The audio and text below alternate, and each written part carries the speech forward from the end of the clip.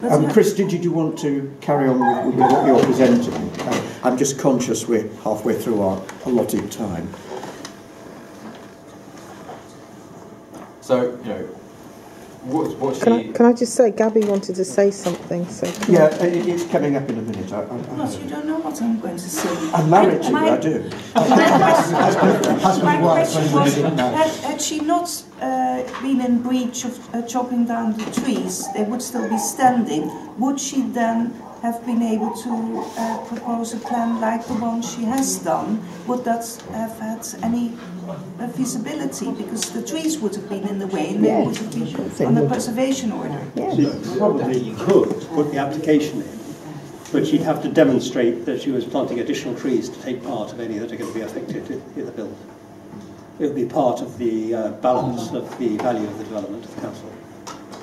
Also, Rebecca Farrar told me that Rebecca Farrar, she's the Harry Tree officer. Right. So she's emailed me and she said to me, because she's cut down trees, protected trees, without permission from the council, that was going to have a negative impact on her application for planning permission.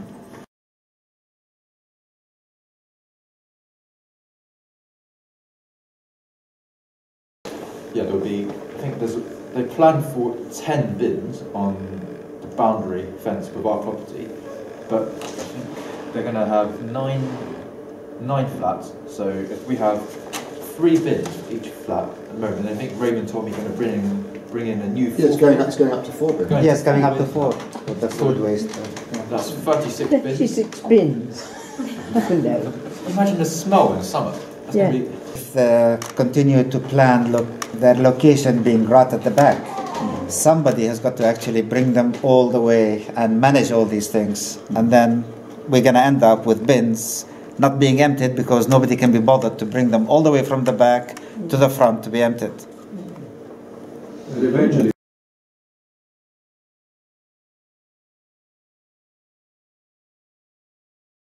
And there's also access because the width there is not that wide.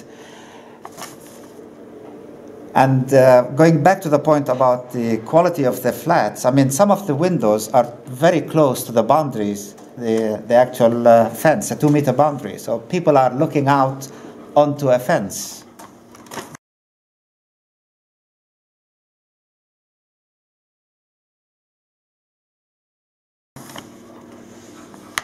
With a new extension on the side next to our house, they have added another floor to the back, and also 2 more windows. Although smaller windows that are smoked, obscured, but still is overlooking to our properties, into our kitchen and to our living room. So is that a point that we can raise against? It is indeed. It's on this criteria consideration. Yeah. That would also overlook our property as well. We're at number 6, which is the other side of yes, she's going to stand more. yeah, because it's a pretty horrible wall facing us all. It is, anyway. yeah. I looked, I couldn't see they were putting windows into it when I looked at it. And the extension at the back of the building, which will mean I think 2 or 3 more flats looking into the gardens of residents, neighbours. So we're going to lose all type of privacy there.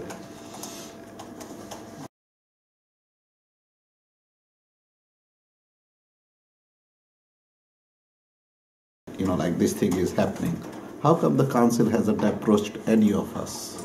Has council approached any? They sent letters round. Yeah. Did you not get one? We had letters. We had a letter from the council, and Chris forwarded the letter from the council, the Tory councillors, who offered to support us. What is the normal procedure for the council? How many houses do they have to contact? Normally they do the neighbours and interested parties who've written specifically. I used to be on the list where they inform me about everything at Royston Park Road. I'm not on that list anymore. They're normally quite good, but it's the existing immediate neighbours and people who might be directly impacted. There's also a notice that's been posted on the lamppost, I think. It's a small notice, but you really have to struggle to notice it. Yeah. I'm hardly 150 meters away from that nursing home. I haven't got anything. I haven't even seen it. Well, look out for it when you go. It's there on the lamppost. I saw it, and that's how I knew about this. And then the next thing, I got the letter. Did you get a letter? I did get a letter, yes. I've had letters from people in Kennedy Close, and they are concerned because the people who live in the flats next door park their car in Kennedy Close because they don't want bird droppings and branches dropping on the cars. If there are 9 more flats, then access in Kennedy Close is going to be impacted, and that's a fear from 2 of the 4 residents there. When I wrote my letter, which was before only this meeting was happening, I noted 15 bedrooms and car parking for 8 cars. And yeah, I wasn't thinking about how small the flats might be, but it occurred to me that if there would be 15 bedrooms, there's probably going to be, in 9 flats, you could probably be counting on at least 15 or 16 cars. Plus deliveries. Well, to at least 9, if not, because the flats could be sublet, of course, can be flat shares. So you can have, and more people are buying online, and so you're going to have constant delivery vans up and down the road, as well as the residents, whoever lives there, and their visitors. But I mean, if they made provision for 18 bicycle stands, then they must expect 18 people. So you'd think there's going to be 18 cars, potentially. Why put 18 bicycles? I'm just playing devil's advocate. Because I assume that the expectation is that the people buying the flats will ride cycles rather than cars. They should be so lucky. The government actually withdrew the linkage between number of flats and number of car parking spaces. So as far as I'm aware, there is still now no obligation for car parking spaces for flats at all, provided they've got reasonable public transport access. So they don't have to provide any car parking spaces at all. Again, the only involvement the government or the council will take will be if parking is such that public service vehicles can't get through, so fire engines and police and things like that. So it's quite a difficult one to argue, but it's worth saying. It's difficult for us because Oakley Road is quite wide and it's not going to stop people. Chris has mentioned already that the kerb would have to be lowered and the grass verge removed, and that, in that case, if it happened, it would be the only place in Oakley Road where there was no grass verge. Is that a significant matter environmentally? I think it probably is, because I applied to have a carriage drive. They wouldn't let me on the grounds they are stopping all new accesses across the grass verge.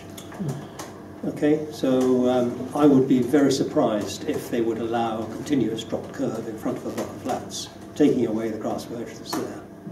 But again, you know, it could slip through if you're not careful. So it's worth saying. Thank you.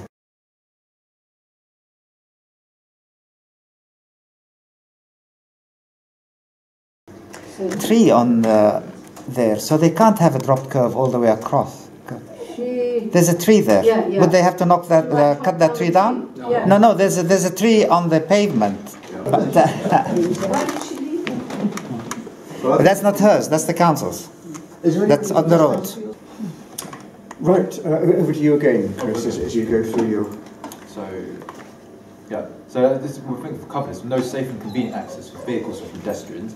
So that would include emergency vehicles, fire engines, ambulance as well. With satisfactory provision of sufficient car parking space, needs people that's definitely they haven't done. 6 car parking spaces are planned.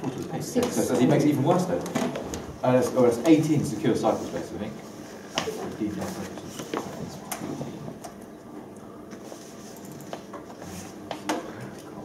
I think it's 8 actually. It's 8, not 6. It's achieving a high standard of development. So this, in effect, the summary is that you need to produce accommodation which is going to be comfortable and high quality for the people who are going to live there. Having looked at the plan, Raven's looked at the plans, and he's being a structural engineer by profession. He thinks that they're not going to be good for either people going to be lived there, going to be cramped, and the problems with the lift shafts and other similar problems, and also it's not going to be good for the neighbours as well, because they impinge on the light.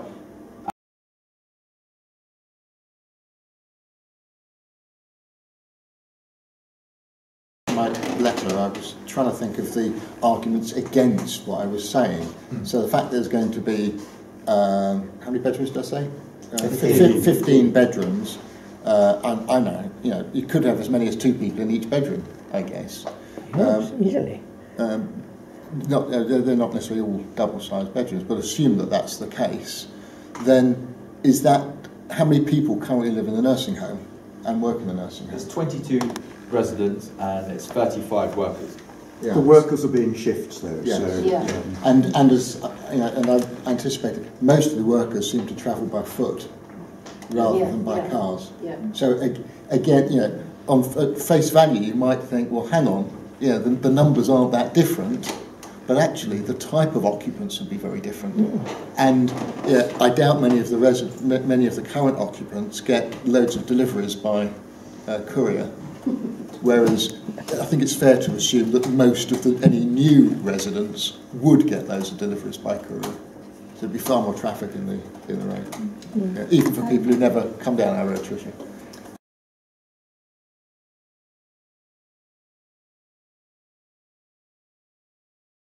I don't think that'd be the intention to do that. They are pretty even-handed when they approach these matters. But actually, from the big picture, the council as a whole, not the individuals within the council, it probably doesn't matter if there's more, you know, there's a benefit both ways. You either satisfy the residents or you satisfy your housing objectives within the borough. So they'll be fairly even-handed, and there'll be, I think, an even-handed report that comes out of it. But quite how it's done and the weight of emotion that goes into it at the planning meeting, you depend very much on your local councillors to present the case well, supported by what we all say ourselves. Chris, did you want to carry on with what you're presenting? I'm just conscious we're halfway through our allotted time. So, you know, what Can I just say, Gabby wanted to say something. So it's coming up in a minute. Ross, you don't know what I'm going to say. I'm married to you, I do.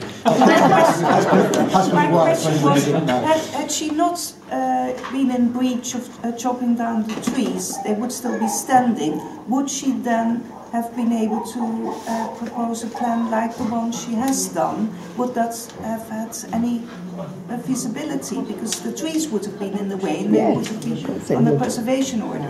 She probably could put the application in, but she'd have to demonstrate that she was planting additional trees to take part of any that are going to be affected in the build. It would be part of the balance of the value of the development of the council.